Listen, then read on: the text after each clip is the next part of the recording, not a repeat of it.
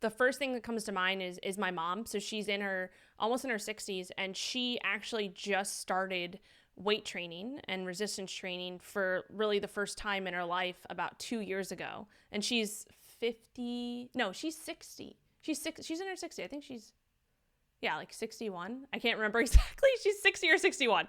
One of those. She like has seen so much progress in the last 2 years in her body composition than she's seen in her whole life, just from finally listening to me and getting a trainer and learning the proper way to lift.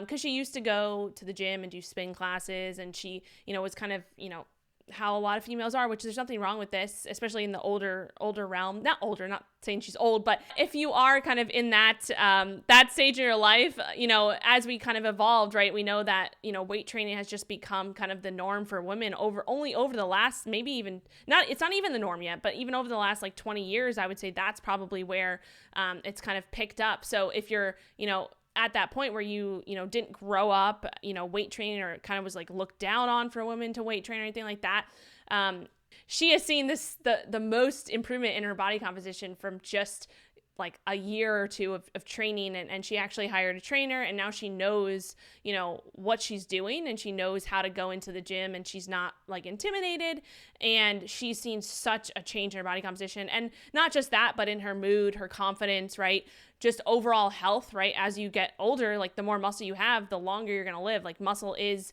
like the foundation of youth, a lot of people call it, because you need to have strong muscles, to have strong bones, to be able to live to as long as you want to live, right? So I think that's one of the biggest things. And then, like we talked about, protein, making sure that you're staying on top of your protein. The older you get, the more protein you actually need, because your body starts to not use it as efficiently as it did when it was younger.